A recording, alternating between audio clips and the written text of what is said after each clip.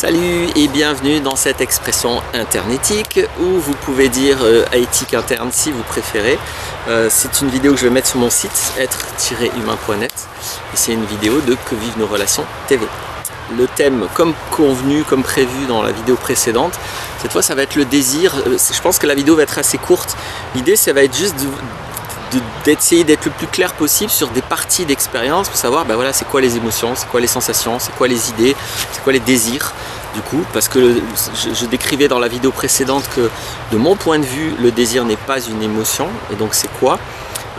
Parce que c'est un peu particulier, donc je disais la base, je vais revenir sur ça, mais peut-être quand même aller écouter la vidéo précédente, vous pouvez aussi aller écouter la toute première vidéo que j'ai fait qui distingue toutes les aptitudes humaines. Mais je disais voilà, nous, un humain, basiquement, on a des sensations, donc c'est les 5 sens, on a des émotions qui parlent de soi, donc j'en ai parlé dans la vidéo précédente, on a du mental, des idées, et un accès à la conscience. Ce sont nos 4 aptitudes.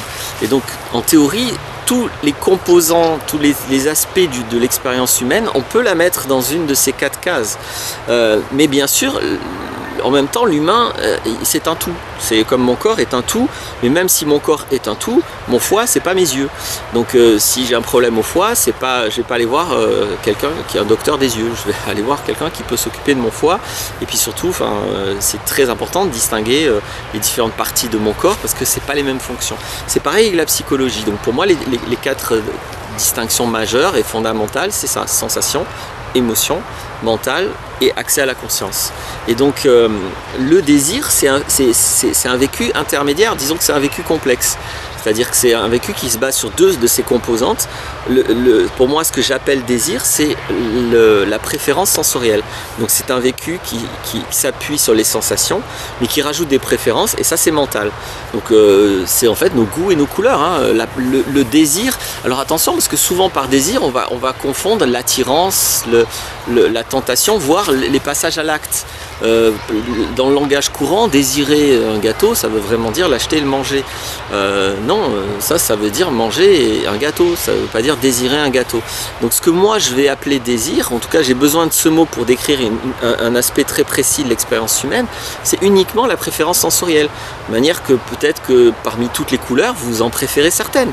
Donc vous avez une préférence pour certaines couleurs, donc vous avez du désir pour certaines couleurs plus fort que pour d'autres couleurs. Et comme ça, sur toutes les gammes sensorielles, que ce soit visuel, que ce soit auditif, que ce soit au niveau tactile, que ce soit l'odorat, que ce soit le goût, on a des préférences, donc on a des désirs. Le désir, pour moi, c'est ça. Et bien sûr que nous sommes très conditionnés dans notre société à partir du désir, c'est les pubs, je pense, qui nous conditionnent beaucoup à ça, mais pas seulement, à vouloir avoir les choses. Et donc ça c'est autre chose. C'est quand je désire quelque chose, c'est pas forcément vouloir l'avoir. Donc pour moi c'est 2 aspects différents. Vouloir avoir, ça c'est de la volonté, c'est du mental pur. Désirer, c'est la préférence sensorielle.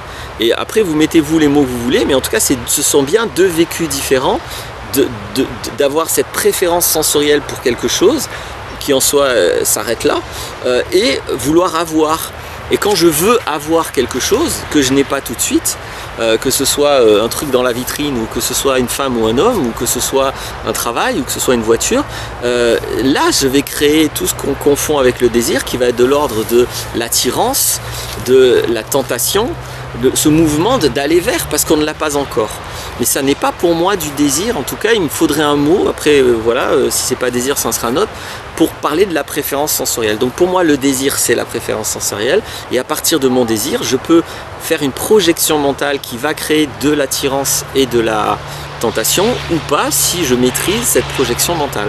Voilà. Et donc c'est très important, je trouve, parce que on peut vivre, si on n'est pas conscient de nos désirs et si on n'a pas cette maîtrise entre l'expérience du désir pur et l'expérience de la projection mentale, l'expérience de vouloir avoir, on peut vivre des vécus désagréables, de l'ordre de la frustration, voire de l'irrespect, de l'invasion, de l'envie, de la jalousie, tous ces vécus-là, si on désire des choses que les autres ont, etc., etc., ou si on désire une femme et qu'elle n'est pas d'accord, par exemple, ou si on désire un homme et qu'il n'est pas d'accord. Donc ça peut créer beaucoup de problématiques soit relationnel, soit intérieur, au niveau de notre psychologie, au niveau de nos émotions, justement, etc. Donc je trouve que c'est très important d'être clair avec ses désirs et d'être clair avec le fait que le désir, c'est juste une préférence sensorielle. C'est pas parce que j'ai du désir pour quelque chose que je dois l'avoir ou que je dois vouloir l'avoir. Ça n'a rien à voir. Ça ne veut pas dire que je ne dois rien vouloir avoir dans la vie, mais autant vouloir avoir des choses d'une manière qui est adaptée. Il y a des fois, il y a des circonstances où vouloir avoir quelque chose que l'on désire n'est pas du tout adapté. Donc on peut s'en tenir au désir.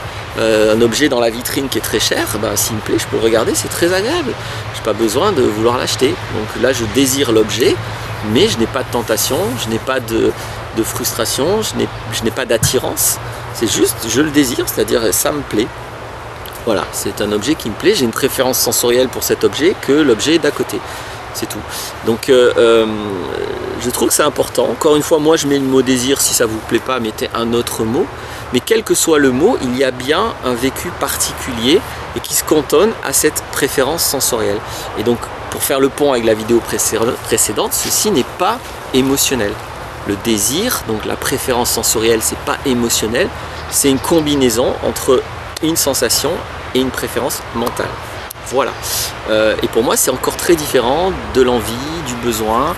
Je ne sais pas si je vais peut-être faire une vidéo sur les besoins, peut-être sur les envies. C'est encore des autres vécus complexes qui ne sont pas dans ce que j'ai décrit comme des vécus basiques, c'est-à-dire fondamentaux, le sensoriel, l'émotionnel, le mental et l'accès à la conscience. Voilà, j'espère que ceci aide. J'ai pas mal de commentaires qui me disent ouais cool, ça me permet de clarifier les choses et tout, j'apprécie bien tes vidéos, donc ça m'encourage à continuer à distinguer les choses parce qu'apparemment ça aide beaucoup de personnes.